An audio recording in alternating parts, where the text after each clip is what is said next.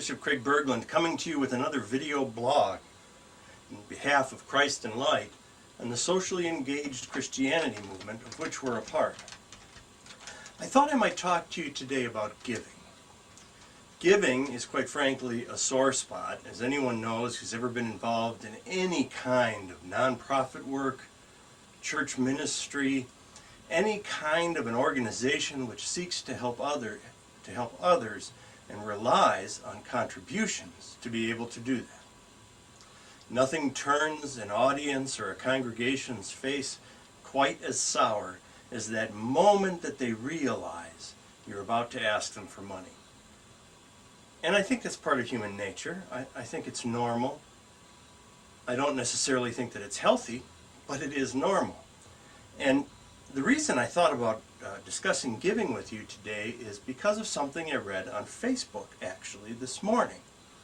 And I want to say that Facebook and other social media websites, social networking websites, are definitely part of the socially engaged Christianity movement that we've been talking about over the last few weeks. What I saw, and I'm going to change the details just a little bit so that the person's identity is protected, is someone responding to what I'm assuming was an appeal from a friend of theirs regarding a charity with which this friend has been involved for some time. Because the impression I got was that the person who had been asked for money had given in the past. And what they responded, again changing the details, was they responded by saying, you know, we believe in the name of the particular charity, but this year we spent all our extra money on some home improvements. And my shoulders sort of dropped and my head went down, but just for a minute because I was in the car. And I thought, there couldn't be a more textbook misunderstanding of giving as spiritual practice. Those of us who are followers of Jesus or who were raised in Christian traditions may recall the story of Jesus and his disciples sitting near the temple treasury, near the collection box. And people were coming along and putting their contribution into the treasury. And a widow came by and put 2 little copper coins that are sometimes, depending on the translation, referred to as 2 mites, that in total value in today's currency would be somewhere around 1 penny.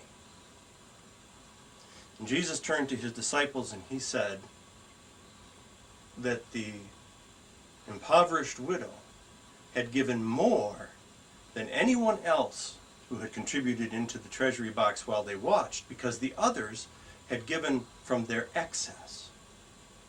But the widow had given all she had.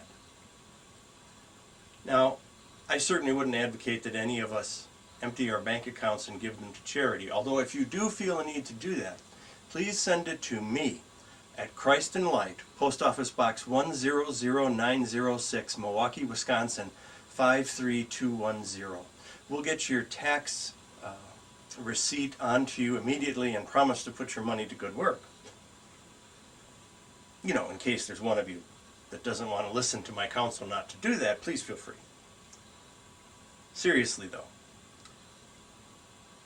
I don't believe that it's good stewardship of our resources to put ourselves into a position through giving where we don't have enough to feed our families.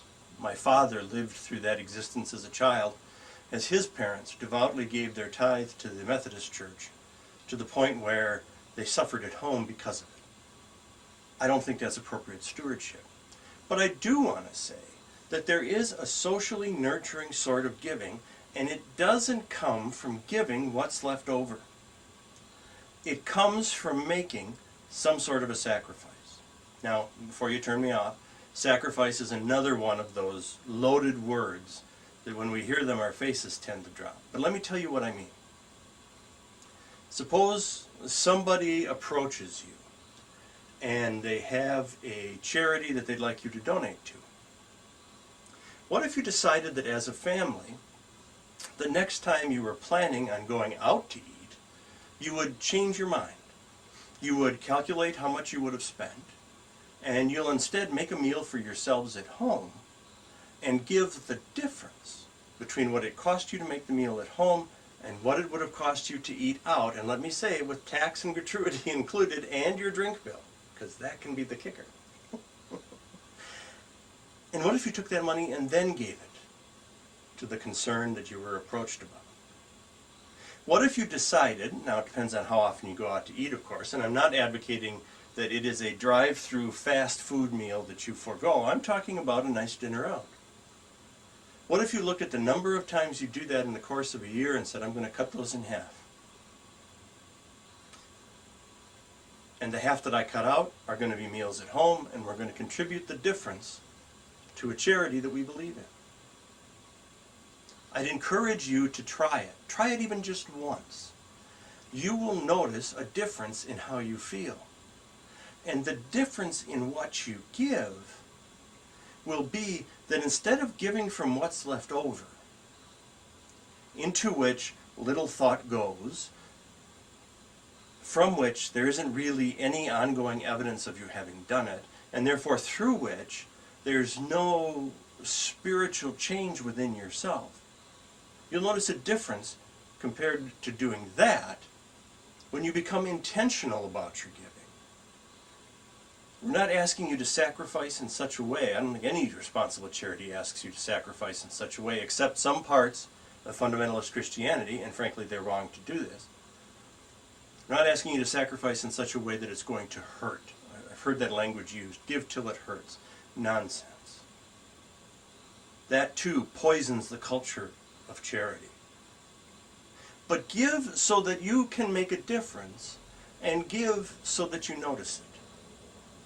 Give so that there's something intentional about what happens in your life and the life of your family, if you have a family, and everyone will grow from that. You will teach your children a culture of generosity. You will get a good feeling, quite frankly, from giving to causes that mean something to you. And you'll start to understand what real giving is. Not the leftovers, but the main course. Not things which don't matter, but things which do. And I'll guarantee you one thing. No home-cooked meal that you eat will ever taste better than the one that you eat at home, so that you can give to a cause that touches your heart. Until next time, I'm Bishop Craig Bergland, wishing you God's rich blessings. Namaste.